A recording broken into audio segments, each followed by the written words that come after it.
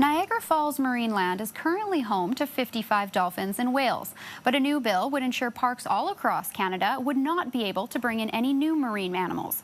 Bill S-203 would ban the captivity and breeding of certain sea mammals, a change animal welfare advocates say is necessary to stop what they call a cruel and inhumane form of entertainment. But others, experts say, the captivity is necessary to conservation research. We'll hear a variety of perspectives tonight, starting with Camille Labchuk, animal lawyer and executive director of Animal Justice. Camille, just to start off, give us a little bit of background. What does Bill S-203 set out to accomplish?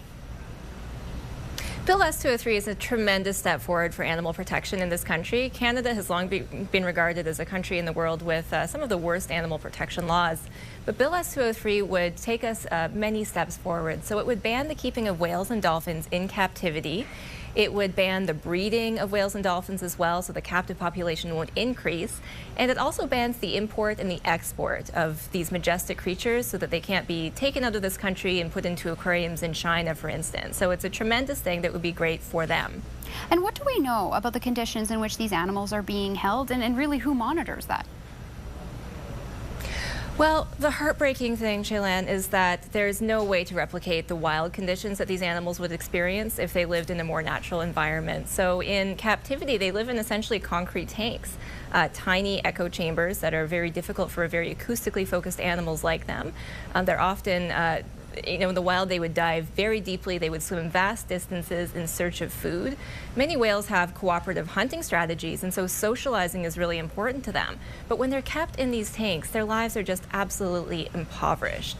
They don't have the ability to make choices about what they want to do in the course of the day, seek out things to do like hunting for food or foraging, or socializing with their families. And many have been demonstrated and documented by scientists showing self-harming behavior, so mutilating themselves, banging their head against glass tanks. These are all indicative of the psychological trauma and distress that they experience when they're put in these horrible unnatural environments. And we know the bill, it has faced some criticism, though, despite those concerns. Laura Graham is an adjunct professor at the University of Guelph and director of WRG Conservation Foundation. She does not support this ban, and she calls the bill short-sighted. I believe it might be short-sighted based on my many years of experience in doing research on wildlife and using captive animals as very important research subjects so that we can learn more about the animals to better facilitate them both under human care and in the wild. Camille, what do you say to conservation experts like Laura who argue captivity and breeding is necessary to research? Well, I think there's two main points here. First of all, the bill actually doesn't ban captive research, so there's an exemption so that if a legitimate research need arises that would benefit animals in the wild, then a province can issue a license allowing someone to keep those animals in captivity for that purpose, so it doesn't do anything to affect research. And I guess the other point is that there's only two places in the country that still confine these animals. You mentioned marine land. There's also the Vancouver Aquarium. Neither of those in 30, 50 years of confining these animals has produced any substantial useful research that goes toward conserving those animals in the wild. Marine land just isn't a research facility. They're an entertainment facility where people pay a lot of money just to go look at these animals.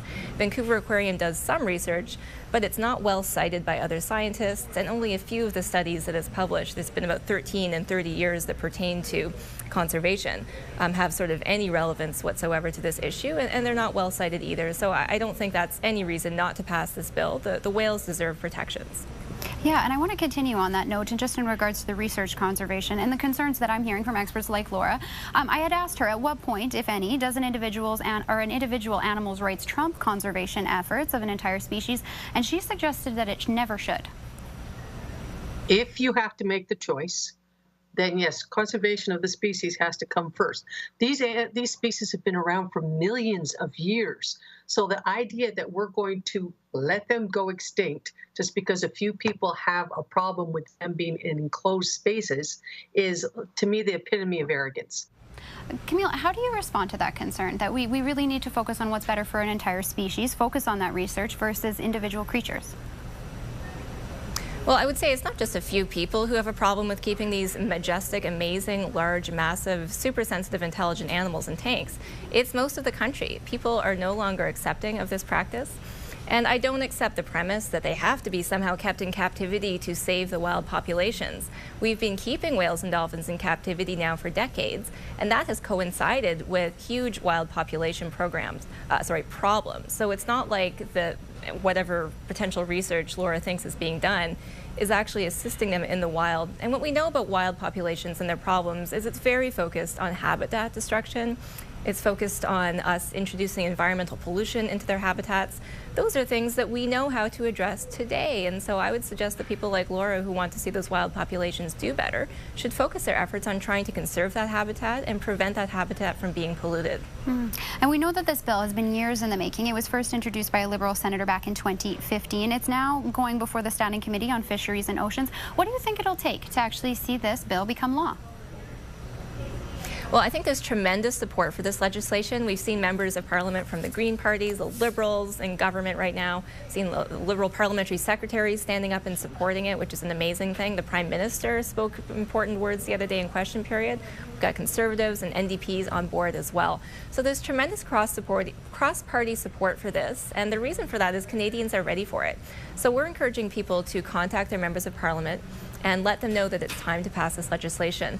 The issue that we're running up against is not public support for it. That's very, very strong, but there's not much time left before the next election. So this bill does have to pass through the House of Commons by June, and we're really encouraging MPs to get on top of this, get it moving quickly so that whales and dolphins can receive the protections they desperately deserve. Well, we will be certainly watching for it and follow up with you when we see what happens. Thank you so much for this. Thank you. That is Camille Labchuk, animal lawyer and executive director of Animal Justice.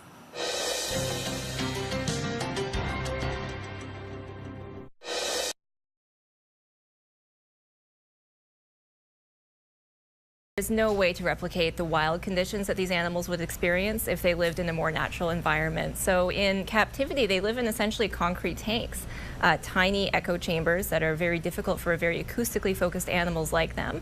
They're often in the wild, they would dive very deeply. They would swim vast distances in search of food.